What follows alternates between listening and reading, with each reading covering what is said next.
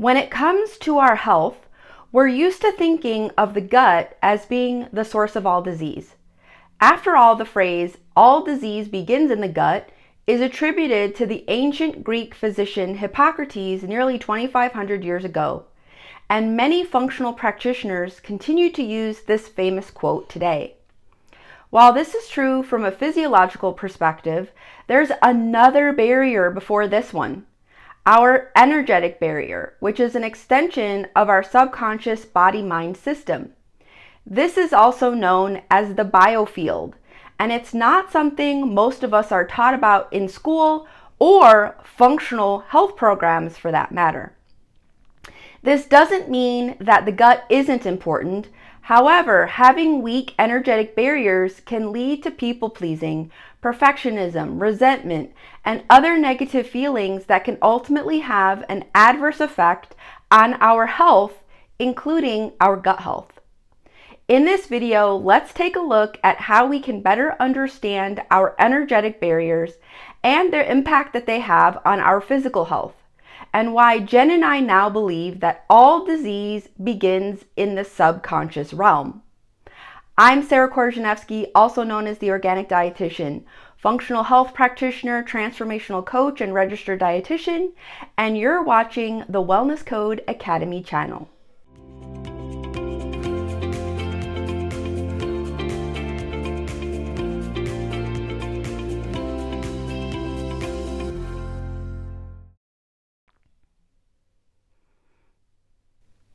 Quantum physics, yes, science, has shown that we have an energetic field that radiates around 12 feet around us. Everything in the universe is made out of energy that's vibrating at different frequencies. That also includes us as human beings. The energy that we give off is a byproduct of our physical, mental, emotional, and spiritual states of being. And every day we either raise or lower our vibrations. It all depends on our moods, thoughts, actions, and interactions with others and our environments. Law of attraction states that like attracts like. So if we can continue to give off negative vibes and energy, either in the thoughts that we think or the actions we take, thoughts like I suck, I'm not good enough, I'm not worthy, and actions like pushing beyond our capacity, poor sleep habits, and continuing to put ourselves last. Then through resonance, we have the potential to attract experiences, people, and situations into our lives that are also highly negative. But it also works both ways. If we accept crap into our lives, including energy-draining people, situations, or environments, and engage in personal patterns that no longer serve us, then our energetic vibrations can go down. Keep in mind that our energetic vibration is intimately connected with our physiology and psychology. This can eventually create a cycle that impacts us physically, mentally, and emotionally, and hello symptoms and chronic disease. We then become a weak host, which sets the stage for gut and system-wide dysfunction, which can contribute to things like adverse alterations in gut pH, so it lowers stomach acid, which prohibits proper digestion, absorption, and assimilation of nutrients. Retention or overgrowth of microbes, so microbiome becomes disrupted. That would typically be rapidly expelled and kept in balance in a healthy host. We have disruption of intestinal mucosal barrier function. The gut becomes the biggest source of toxicity in the body. And all the problems that arise due to maldigestion and malabsorption, which is pretty much everything. We also then experience increased intestinal permeability, aka leaky gut, which sets the stage for inflammation. The immune system becomes dysfunctional and sets the stage for autoimmunity. And the list goes on.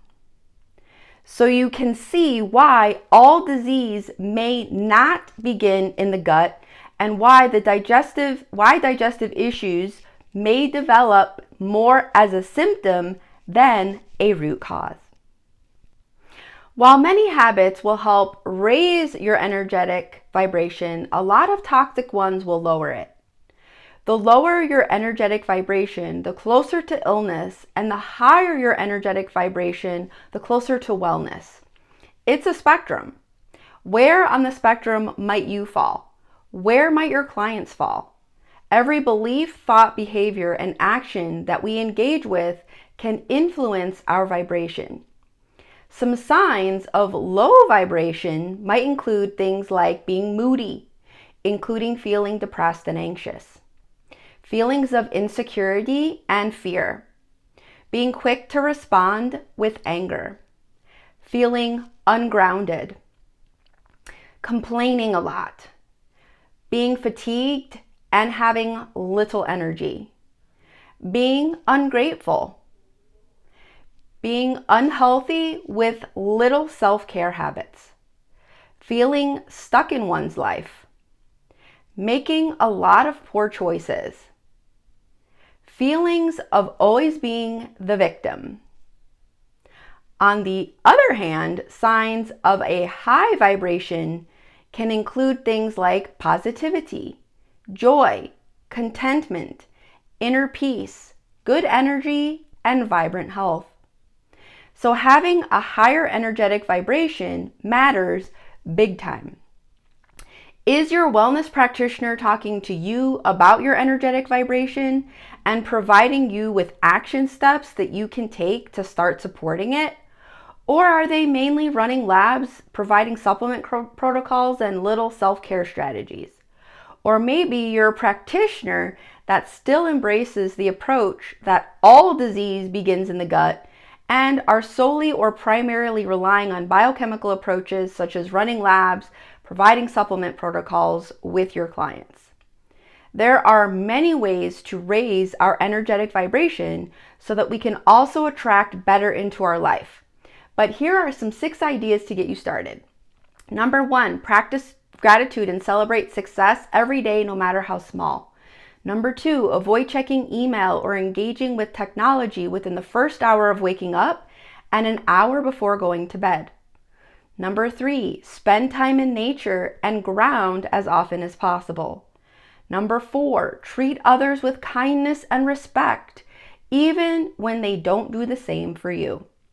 Number 5, be mindful of the words that you speak to yourself and others and the thoughts and beliefs with which you choose to engage.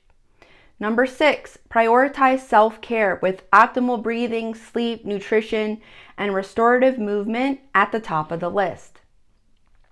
In sum, when it comes to our health, we tend to think of the gut as being where all of our physical ailments originate.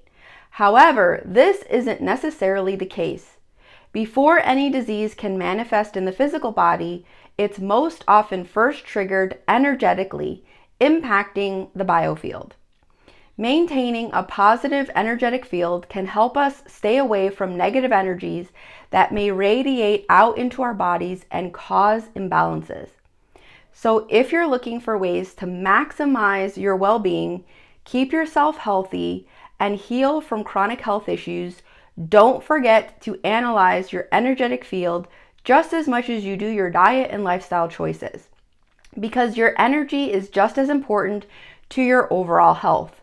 And as Deepak Chopra famously said, all disease begins in the subconscious realm.